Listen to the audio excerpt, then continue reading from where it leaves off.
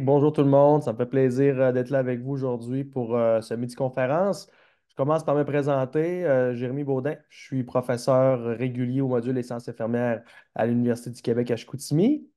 Je suis infirmier clinicien de formation avec plus de 10 ans d'expérience, là, surtout dans le domaine communautaire, santé mentale, GMF, gestion des maladies chroniques, soutien à domicile. J'ai fait beaucoup de CLSC. Les travaux que je vous présente aujourd'hui, ça constitue les travaux de mon doctorat. Euh, puis j'ai vraiment un grand intérêt par rapport à la gestion des maladies chroniques, la prise en charge, puis surtout l'intégration des soins-services. Alors, sans plus tarder, on va débuter. Alors, les objectifs visés par la conférence, c'est vraiment d'une part, de vous décrire le soutien à l'autogestion intégrée qui est pratiqué par les infirmières en GMF pour les personnes atteintes de maladies chroniques physiques et troubles mentaux courants. Puis de décrire aussi c'est quoi les facteurs d'influence à l'application d'un soutien à l'autogestion intégrée puis les stratégies pour l'améliorer. Comme je vous l'ai dit, aujourd'hui, c'est vraiment un résumé, là, mais c'est des travaux qui sont issus de mon doctorat de recherche qui est récemment terminé. Puis tout ça est disponible sur Savoir U Sherbrooke, si vous voulez en savoir davantage. Alors, le plan de présentation est classique. Bon, ben, de manière globale, vous le savez, les maladies chroniques et les troubles mentaux courants sont littéralement partout. Ça affecte une grande majorité de gens, puis c'est considéré comme des maladies qui sont dites non transmissibles. Pour les maladies chroniques physiques, par exemple, les maladies cardiovasculaires, le diabète, les maladies chroniques respiratoires, tout type de cancer, c'est environ 70 des décès mondiaux. Puis au Canada, c'est 44 de la population qui est atteinte d'une maladie chronique physique. Du côté de la santé mentale, ici, on parle des troubles mentaux courants, principalement les troubles anxieux, les troubles dépressifs. Ça a vraiment une grande prévalence au niveau mondial. À elle seule, la dépression, c'est la première cause d'incapacité mondiale. Puis quand on regarde au Québec, là, c'est 12 de la population qui a un trouble mentaux courant. Puis de ce 12 là, ben, c'est 65 qui sont des troubles anxieux ou des troubles dépressifs.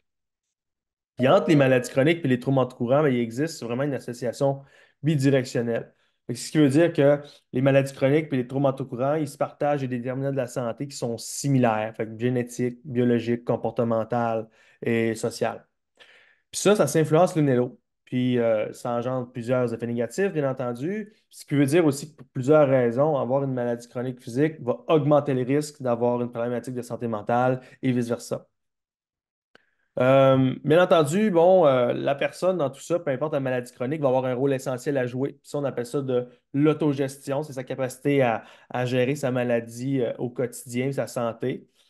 Ça exige plusieurs compétences, telles que de la résolution de problèmes, la prise de décisions partagée, l'utilisation efficace des ressources, la participation active, bien entendu. Puis l'autogestion, ben, c'est plutôt complexe en soi. Alors, un soutien d'un professionnel de la santé est nécessaire pour soutenir l'autogestion. Le soutien à l'autogestion, ben, c'est ce que les professionnels pratiquent.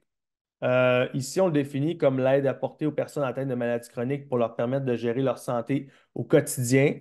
Ça peut les aider, les inciter à en apprendre davantage sur leur maladie puis à jouer un rôle qui est actif dans les soins de santé. Ici, on a utilisé plusieurs modèles théoriques pour avoir une vue d'ensemble du concept. Il y a plusieurs activités qui sont pratiquées lors du soutien à l'autogestion qu'on va aborder tout de suite après. Puis, bien entendu, il y a plusieurs bienfaits, tant chez les maladies chroniques physiques que les troubles mentaux courants pour à la réalisation du soutien à l'autogestion. Pour le projet de recherche ici, on a utilisé la taxonomie PRISM du soutien à l'autogestion pour décrire les activités de soutien. C'est une synthèse qui est vraiment exhaustive de la littérature sur le concept de soutien à l'autogestion. Puis les auteurs de cette taxonomie-là proposent, dans le fond, de décrire les activités en 14 composantes, sans limite précise. Cela dit, les auteurs s'entendent pour dire il y a certaines composantes qui sont présentes dans tout soutien à l'autogestion. On parle ici de l'éducation sur les maladies, des stratégies de soutien psychologique qui sont variées, par exemple des techniques de résolution de problèmes, de changement de comportement, des stratégies de soutien pour les besoins physiques, tels que des plans d'action, de la surveillance, puis du soutien social. Puis on dit qu'une intervention de soutien à l'autogestion qui incorpore plusieurs activités est plus susceptible d'être efficace et de qualité. Au Québec, ben, il y a plusieurs réformes de santé qui ont façonné les soins de première ligne d'aujourd'hui. rapport clair, la loi 90, les plans d'action en santé mentale, en santé physique, et j'en passe. Puis pour la majorité des personnes atteintes de maladies chroniques et de troubles mentaux courants, c'est la première ligne qui va constituer la porte d'entrée pour recevoir des soins. Pourquoi? Ben, parce que la première ligne, c'est des services qui sont adaptés à leurs besoins, puis ça permet un accès rapide et de proximité. Ces personnes aussi, ben, vont être principalement prises en charge par les GMF pour ces maladies. Quand on s'attarde un peu plus à la pratique des infirmières en GMF, on se rend compte qu'elles ont plusieurs compétences à la gestion des maladies chroniques. Puis de ces activités-là, le soutien à l'autogestion, c'est une des principales activités qui sont pratiquées par les infirmières, mais c'est surtout plusieurs auteurs le suggèrent et le recommandent.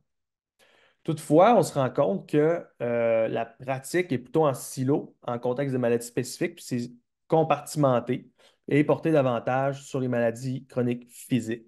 Ce qui nous mène à se questionner sur l'intégration de ces maladies lors du soutien à l'autogestion. Il y a quand on regarde la réalité clinique des infirmières en GMF, il y a plusieurs raisons qui peuvent expliquer en fait pourquoi c'est compartimenté puis davantage porté sur les maladies chroniques physiques. Ben, d'une part, le cadre de gestion des maladies chroniques physiques est très clair sur le rôle infirmier en première ligne puis son apport aux maladies chroniques physiques. Puis l'offre de services au fil des décennies, c'est vraiment plus développé au plan des maladies chroniques physiques.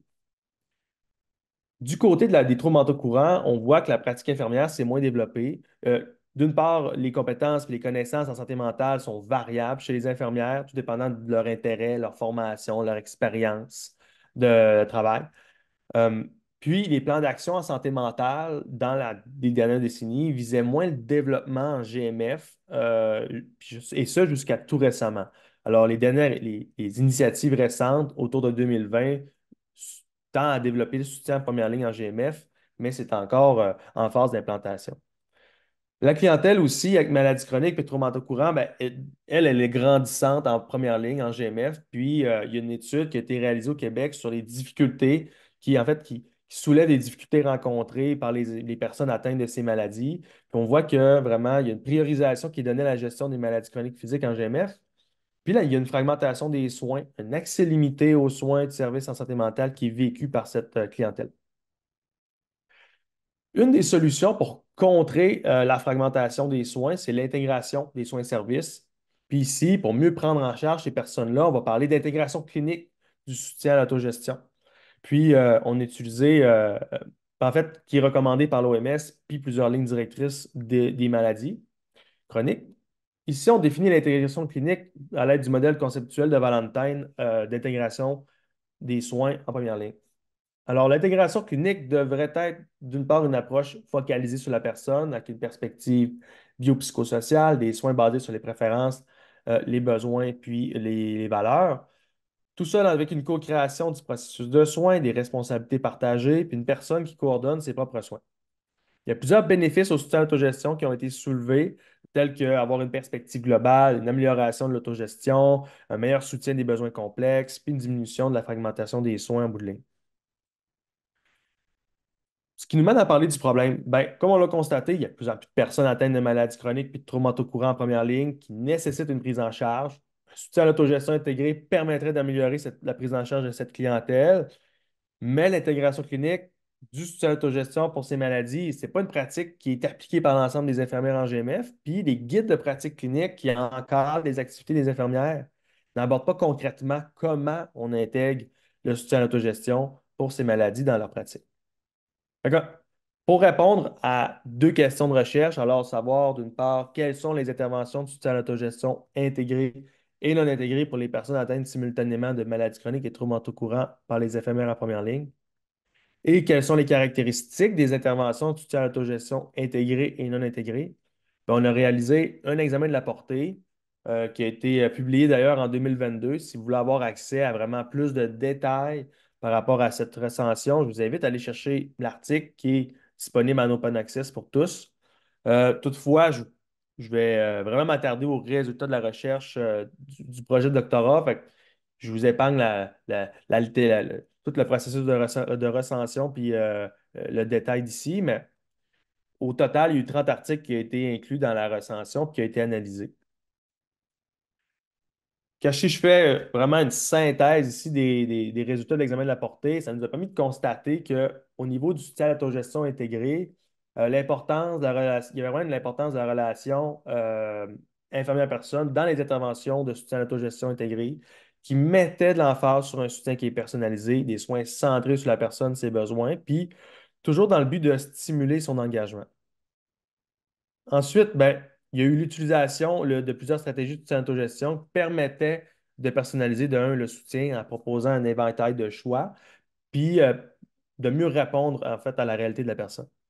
Du côté du soutien autogestion intégré, ce qui ressortait vraiment, c'est que l'implantation pardon, d'une intervention qui est dite plus standardisée ou protocolaire, ça venait avec le risque de centrer le soutien sur les lignes directrices plutôt qu'autour de la personne, puis ça, en gérant les maladies de manière séparée. Il y a quelques constats qui ont ressorti de cette recension-là qui nous ont mené à réaliser notre étude. Premièrement, il y a vraiment une tendance actuellement vers l'intégration des soins. Le soutien à l'autogestion, la majorité des interventions étudiées faisaient partie d'un modèle de soins intégrés, tels que des soins collaboratifs, des soins par étapes. Puis ça, c'est similaire avec les initiatives actuellement déployées au Québec. Le soutien à l'autogestion, c'est généralement peu détaillé dans les études, surtout au niveau théorique et au niveau de l'application clinique. Il y a peu de choses qui est dites à ce sujet dans les études. L'examen de la portée a permis aussi de soulever un portrait du soutien à l'autogestion intégré, mais toujours en contexte d'intervention.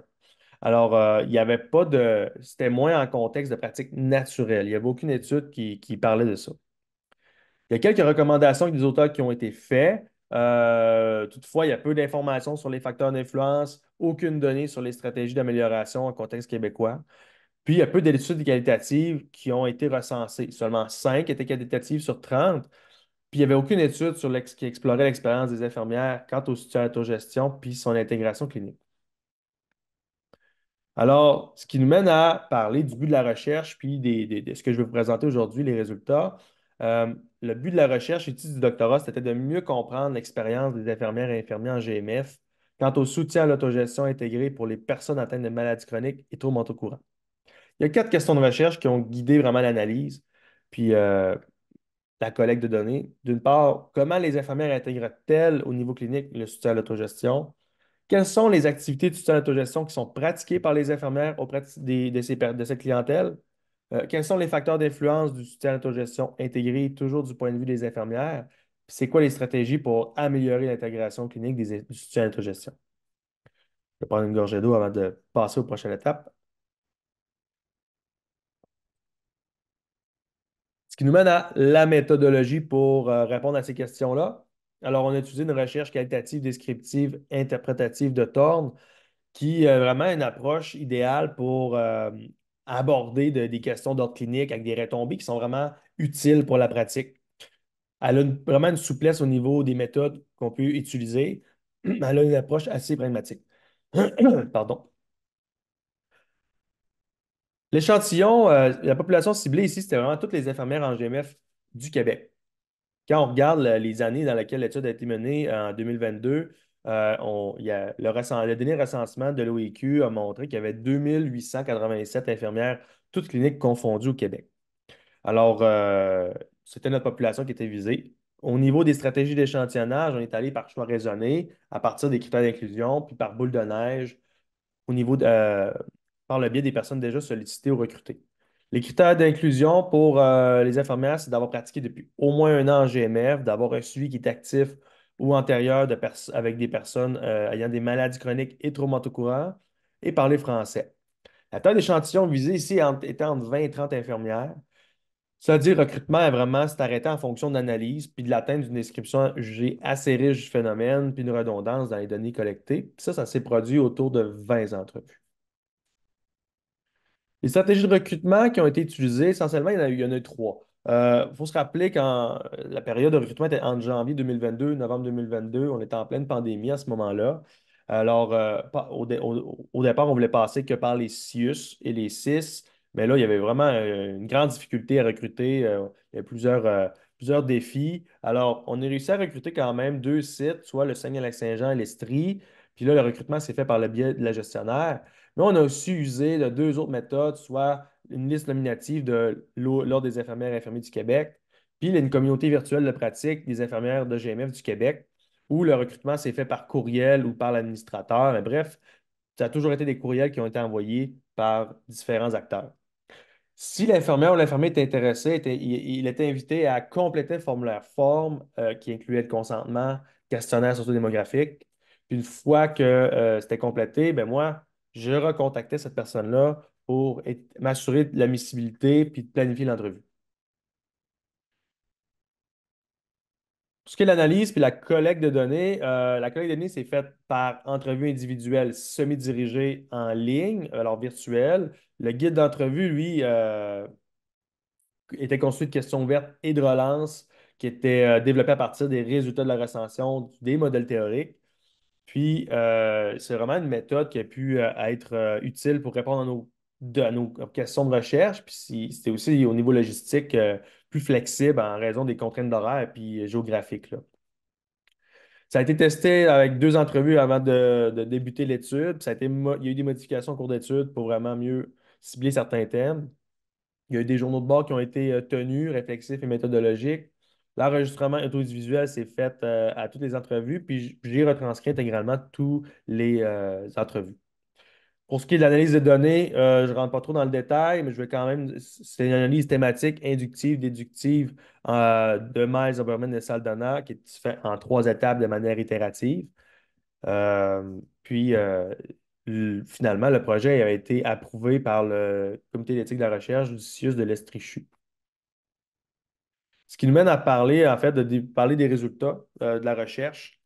Alors, cette partie-là, je vais la décortiquer en trois étapes. Je vais commencer par parler des participants, des milieux, et ensuite, je vais discuter vraiment des résultats de les questions 1 et 2, suivis de la discussion, puis les résultats de la question 3 et 4, suivis aussi de la discussion. Alors,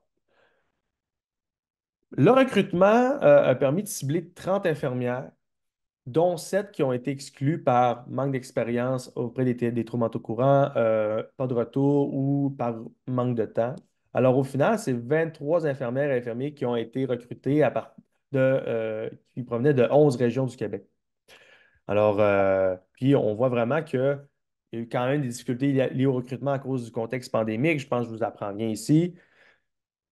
La provenance du recrutement, on s'est rendu compte que l'OIQ a vraiment été une bonne manière de recruter les infirmières. Ça a été, il y a 12 personnes qui ont été recrutées juste par ce moyen-là.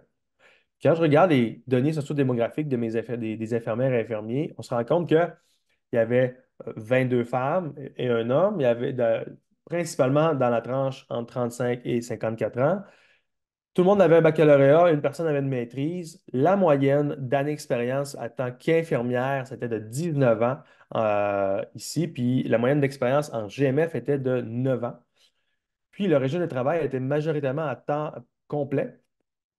Quand on regarde ici la différence entre la formation puis l'expérience en soutien à l'autogestion entre les maladies chroniques ici en orange puis en plus foncé pour les troubles mentaux courants, on se rend compte que les infirmières ont plus d'expérience et plus de formation au soutien à l'autogestion des maladies chroniques physiques que des troubles mentaux courants. Pour ce qui est de la description du contexte, on, on a analysé, en fait, on a le tableau en fonction des niveaux de GMF puis la répartition des infirmières et infirmiers. On voit qu'il y a quand même une répartition assez, je dirais, bien proportionnée. L'analyse des tailles des GMF s'est faite à partir des diverses données recueillies, d'une part par l'information confidentielle que moi j'avais accès, soit le nom exact des GMF, la description faite par les infirmières de leur GMF et des professionnels inclus. Puis on a réparti ça en niveaux de petite, grande ou moyenne taille. Alors, la plupart étaient en GMF et 6 étaient en GMFU. Pour ce qui est du type de clientèle qui était vu par les infirmières, c'est majoritairement des personnes avec des maladies chroniques physiques, suivi de troubles mentaux courants, majoritairement en comorbidité, avec des maladies chroniques physiques, et d'autres types de clientèle, telles que des personnes avec des troubles neurocognitifs majeurs, une clientèle en périnatalité, santé de la femme, pédiatrie. Alors, on voit que c'est vraiment des clientèles variées. Alors, ce qui m'amène à parler des résultats de la question 1. En fait, la question c'était comment les infirmières intégrent-elles au niveau clinique le soutien à l'autogestion pour les personnes avec des maladies chroniques physiques et les troubles mentaux courants? Ben, en fait, on voit que les infirmières le faisaient d'une part en adoptant une approche favorable à l'intégration clinique, puis l'intégration clinique se faisait majoritairement par la promotion puis la prévention de la santé dans les GMF. Premièrement, d'abord, le soutien à l'autogestion intégré, là, c'est d'avant tout une approche qui nécessite plusieurs éléments essentiels, puis ça ne se résume pas qu'à de simples activités de soutien. Puis c'était clair pour les infirmières et les infirmiers que pour soutenir adéquatement une personne qui a des maladies chroniques et des troubles mentaux courants, elle devait miser sur la mise en place des éléments suivants. Alors ici, on parle d'une relation de partenariat infirmière-personne qui doit être développée dans le temps et maintenue, de bien comprendre la personne co-créer co-créer la soutien à l'autogestion par de la participation active, responsabilité partagée, l'adaptation du soutien à l'autogestion sur tout un continuum d'autonomie-dépendance avec la personne, d'établir une continuité des soins et de services. Puis ça doit être assuré tant au niveau relationnel que des soins. Il doit y avoir aussi des attitudes et des comportements favorables à l'intégration clinique, puis, les infirmières et infirmiers doivent adopter une approche qui est dite holistique et surtout humaine. D'ailleurs, il y a plusieurs témoignages qui ont permis de mieux comprendre comment les infirmières s'assurent de mettre en place ces éléments-là. Ici, pour les besoins de la présentation, je vais vraiment aborder davantage les nouveaux éléments qui ont ressorti dans la thèse. Euh, mais je vous invite vraiment à aller voir la thèse, puisque tous ces éléments-là sont décrits de manière plus détaillée. Puis dans la prochaine année, il devrait y avoir une publication, vraiment un article à ce propos sur l'approche de soutien à l'autogestion. Alors, je passe à la prochaine, au deuxième constat, c'est que l'intégration de la santé mentale et physique passe par la prévention et la promotion de la santé. Fait que c'est vraiment un nouvel élément qui a été approfondi dans la thèse, puis c'est vraiment une façon d'arriver à avoir une approche qui est dite holistique. Ici, on voulait vraiment comprendre comment concrètement les infirmières s'assurent d'aborder autant la santé mentale que la santé physique lors du soutien à l'autogestion dans un contexte de GMF. Premièrement, pour initier le discours en santé mentale, vraiment les façons qui étaient les plus utiles et les plus utilisées, c'était d'une part d'aborder les habitudes de vie, de parler d'exercice physique, d'alimentation, de sommeil, d'hygiène de vie, puis d'aborder les facteurs de risque, notamment le stress, les habitudes de consommation, telles que le tabac, la drogue puis l'alcool. Ici, une infirmière qui nous dit, ben, il y a plein de choses qu'on peut recommander pour la santé mentale qui marche aussi pour toutes les maladies physiques, tout au niveau des habitudes de vie. Alors, bonne hygiène de sommeil, l'alimentation, l'exercice. Donc, souvent, c'est en posant cette question-là que les gens vont ouvrir la porte. Par exemple, consommez-vous de l'alcool? Le patient vous répond, oui, c'est parce que je suis trop stressé après mes grosses journées. Tu sais, ça me prend ma bière quand je reviens. Mais l'infirmière lui répond, OK, parlez-moi en plus de ce qui fait en sorte que vous avez besoin de prendre votre bière. C'est comme ça qu'on entre un peu plus facilement, tu sais, sans lui dire à la personne comment ça se passe avec votre santé mentale. Puis on se rend compte aussi avec l'analyse de ce projet-là que la notion de gestion du stress, c'est vraiment est particulièrement présente chez les infirmières, puisqu'il s'agit d'un précurseur aux problématiques d'ordre physique et mental.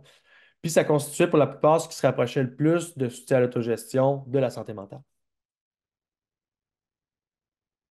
Ensuite, ben, en sondant les habitudes de vie et les facteurs de risque, il était facile de réaliser l'enseignement, puis d'expliquer les interactions entre les maladies physiques et mentales.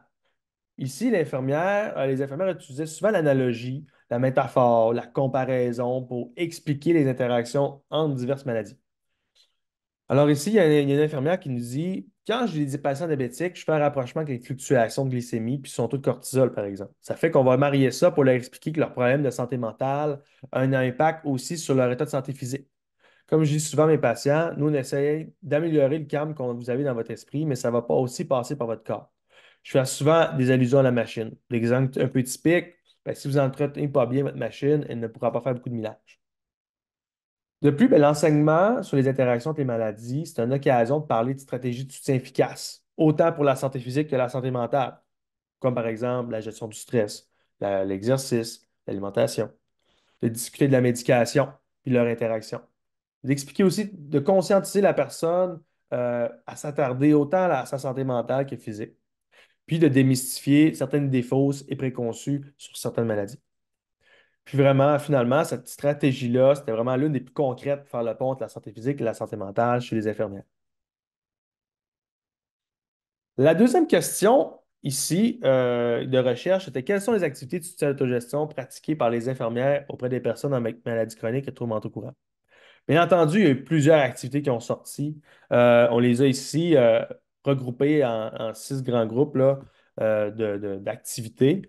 On voit que le soutien à l'autogestion est adapté selon les besoins, les désirs et sur tout un continuum d'autonomie d'apparence. Ce que je veux dire par continuum, c'est que, étant donné que l'état d'une personne fluctue en fonction de sa maladie, alors il y a certains jours que ça va bien, la santé mentale, la santé physique est stable, la personne aura besoin de moins grand soutien. Elle va être plus autonome, elle va être elle va avoir davantage de capacité à réaliser son autogestion. Tandis que dans d'autres situations, la personne va moins bien, il y a certaines exacerbations de leur maladie, fait qu'elle va nécessiter un soutien plus parfois directif ou plus soutenu par l'infirmière. Ça, c'est vraiment un continuum que l'infirmière se doit de respecter et d'adapter son soutien. Ici, bon, je vous résume un peu, en fait, les diverses activités réalisées. Alors, premièrement, la mise en place d'un plan d'action avec des objectifs individualisés, c'était vraiment un point de départ pour co-créer le soutien à l'autogestion. Alors, le plan d'action pouvait être autant informel que formel.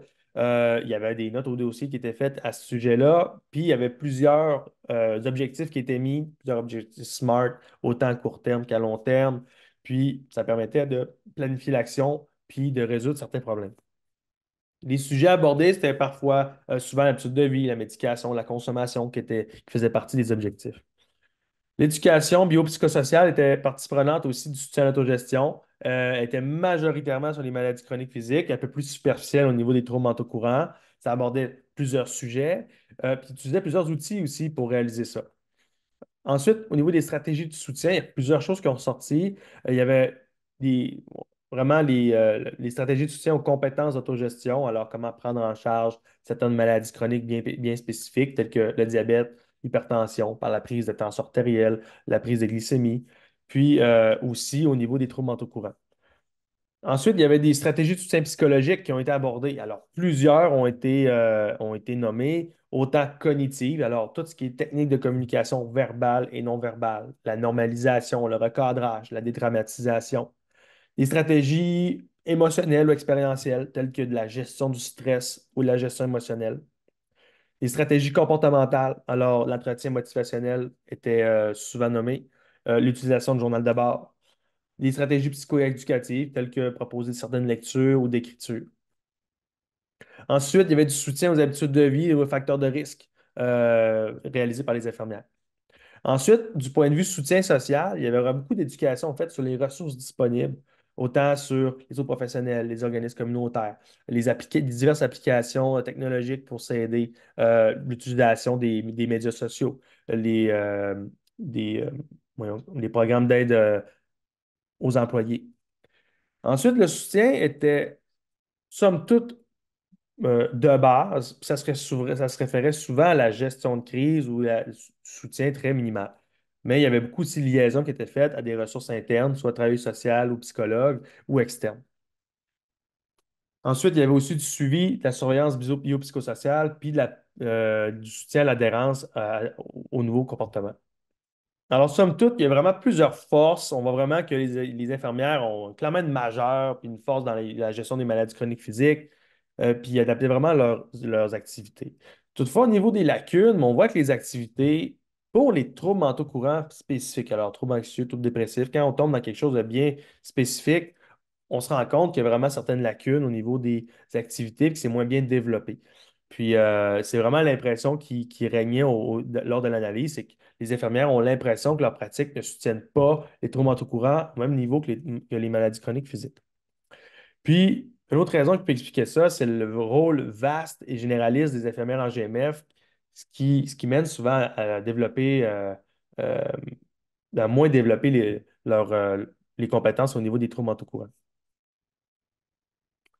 Bref, ici, je vous présente un modèle de soutien à l'autogestion intégré des soins infirmiers en première ligne qui qui est un peu la synthèse des résultats 1 et 2. Alors, on voit vraiment ici l'importance de l'approche au soutien à l'autogestion intégrée, alors qu'il parle de l'approche focalisée sur la personne, l'approche holistique, les manières d'intégrer la santé physique et la santé mentale, sur quoi adapter le soutien à l'autogestion.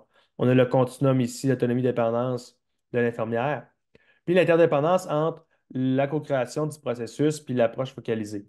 Alors, la relation, le partenariat, la participation active de la personne, la continuité relationnelle et des soins et des services, le partage clair des responsabilités et des attitudes. Cette approche-là, ben, s'opérationnalise au travers de plusieurs activités qu'on a vues dans la diapositive précédente. Ce qui nous mène à discuter un peu de ces résultats-là, en fait, quand on regarde la littérature, euh, les compétences et les connaissances développées par rapport aux troubles mentaux courants spécifiques, c'est une problématique qui est connue chez les infirmières en GMF. C'est pas en GMF, mais plutôt en première ligne. C'est quelque chose qui est connu dans la littérature, c'est pas juste au Québec.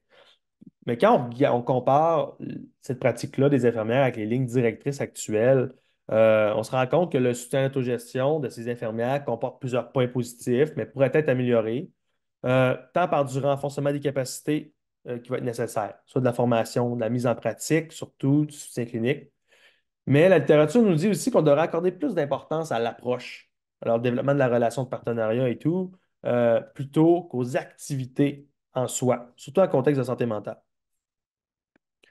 La deuxième question de recherche qui portait plus sur les activités, on voit que, il y a plusieurs stratégies utilisées, mais maintenant, quelles sont les meilleures combinaisons de stratégies? Ça, c'est encore incertain au niveau de la littérature.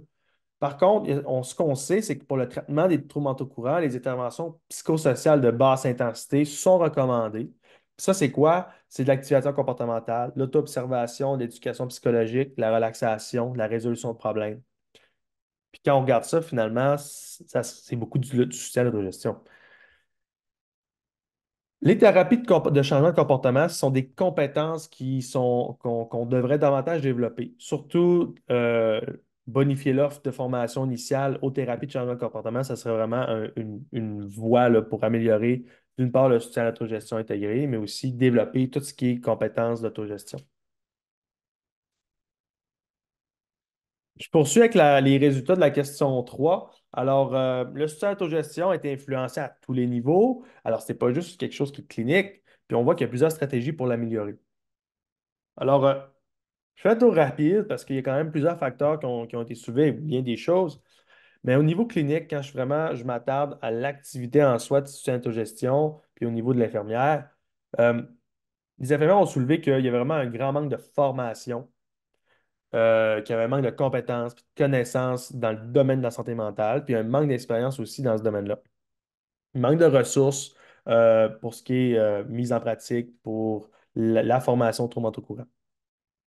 Ensuite, il y a une surcharge de travail qui est vécue par les infirmières. C'est surtout du travail autre qu'infirmier, par les horaires chargés, du manque de personnel, du temps insuffisant pour les rencontres. Il y a plusieurs éléments aussi qui ont été nommés au niveau de l'approche et de l'activité. Euh, Plusieurs infirmières ont soulevé que la pratique infirmière auprès des personnes avec des troubles mentaux courants, c'était pas guidé par des lignes directrices aussi claires qu'en maladie chronique physique. C'est pour ça que ça a amené à une pratique qui est souvent au feeling ou à l'instinct. Puis, ce qui amène aussi une pratique qui est inductive, variable, sans fondement théorique. Puis, il y avait l'influence aussi médicale des GMF qui amène une approche qui est plus cadrante à l'autogestion. Ensuite, je passe aux outils cliniques que plusieurs infirmières ont soulevé que les outils étaient peu adaptés à la clientèle atteinte de maladies chroniques et de troubles mentaux courants. Souvent, les outils en santé mentale étaient moins présents ou absents. Au niveau professionnel, alors tout ce ici, c'est vraiment le domaine où on parle des rôles professionnels, de la collaboration. Et d'une part, on voit qu'il y a vraiment un manque de clarification des rôles entre professionnels qui étaient vécus par les infirmières, surtout en présence de santé mentale. Au niveau du rôle infirmier, plus précisément, ben, plusieurs infirmières ont rapporté toutefois des éléments positifs tels que une grande autonomie de pratique, décisionnelle au niveau de l'horaire ou des types de patients qui peuvent suivre. Mais également un manque de clarté par rapport à l'optimisation de leur rôle face aux troubles mentaux courants. Puis le vaste rôle des infirmières en GMF, qui est plutôt généraliste, ça n'aide pas à prioriser la santé mentale au travers des multiples clientèles qui sont déjà sollicitées, puis qu'il y a déjà une ligne directrice ou une directive du gouvernement.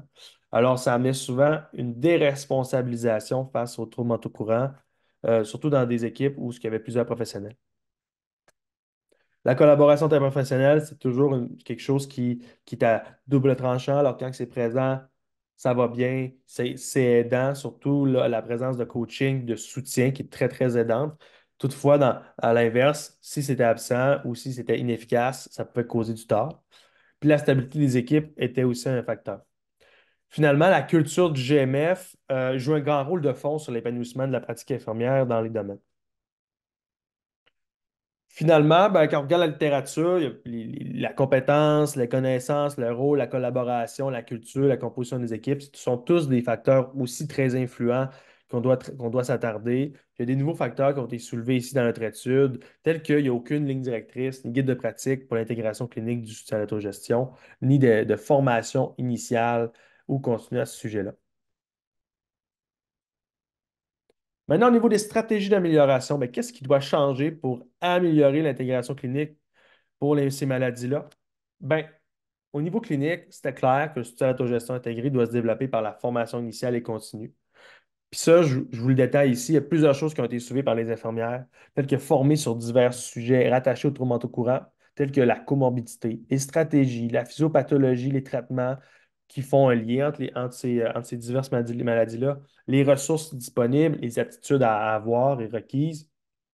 La création d'une formation d'orientation harmonisée sur les troubles mentaux courants serait aussi très bénéfique. Adapter la formation au contexte GMF lorsque possible. Puis vraiment, ce que les infirmières ont soulevé au-delà de la formation, c'est vraiment d'assurer un soutien du coaching puis de la mise en pratique de ces formations-là, qui est le chaînon manquant actuellement en GMF. Alors, mettre en pratique les connaissances acquises, mettre en place du co-développement professionnel, ça serait vraiment intéressant, puis développer la formation initiale, puis d'allouer du budget. Ça, je pense que c'est la base. Professionnel, on continue de parler d'améliorer la clarification des rôles, la collaboration, puis le soutien interprofessionnel, puis du coaching, d'assurer une stabilité des équipes. Puis au niveau normatif, ce qui ressort vraiment, c'est de repenser notre approche à la santé mentale, puis plutôt parler de culture de santé, plus de global, de santé mentale positive, plus intégrée, qui nous mènerait à avoir vraiment une vision plus holistique. Je termine avec deux diapos. Premièrement, ben, quand on regarde au Québec, il y a plusieurs initiatives et des opportunités pour à mettre en place le soutien à l'autogestion puis l'améliorer.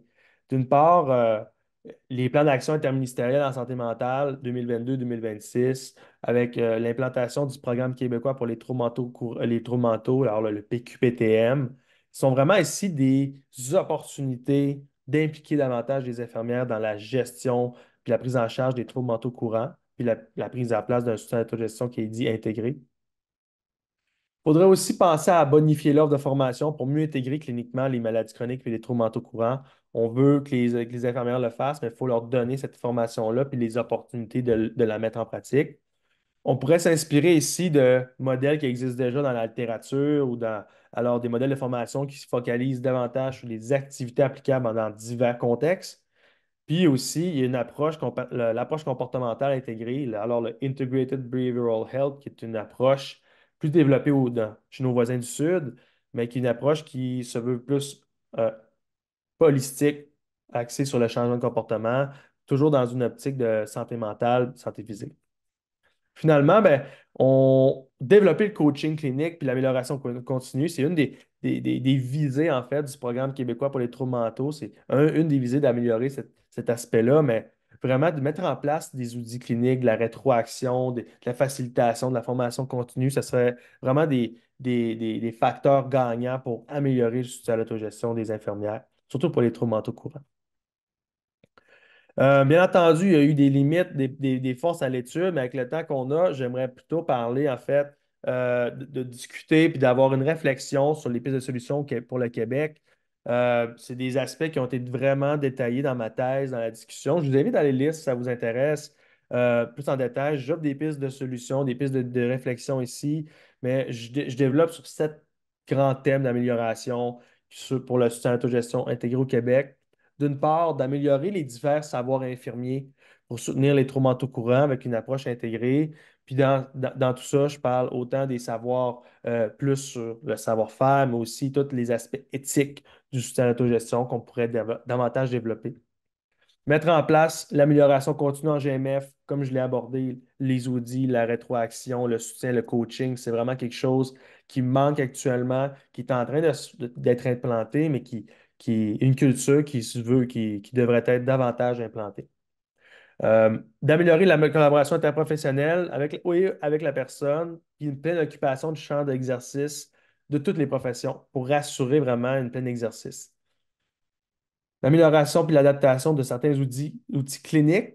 Alors, peut-être pas d'en refaire des nouveaux, mais de mieux adapter ce qui existe déjà. Poursuivre la recherche dans ce domaine-là, il y a encore beaucoup d'affaires. De renforcer la position d'infirmière dans la prévention et la promotion. Je pense que c'est un aspect qui est central pour la pratique en première ligne de demain. Alors, vraiment de repenser ça. Puis, tout ça en faisant ça, ça va mener aussi à amorcer un changement de culture vers une approche plus holistique, axée sur une santé mentale positive. Et là, on pourrait parler de rétablissement et d'autres approches qui sont plus centrées, en tout cas plus développées en santé mentale. Mais bref, ce sont mes 7 grands thèmes de réflexion que je vous invite à aller lire si ça vous intéresse. Ça clorait ma présentation d'aujourd'hui. Alors, avant de terminer, j'aimerais remercier ma direction doctorale, les co-chercheurs impliqués et les organismes boursiers, dont l'IUPLSS qui a aidé à la diffusion de certains résultats là, ailleurs. Alors, merci beaucoup tout le monde. Je me fais plaisir à répondre à vos questions puis à discuter avec vous.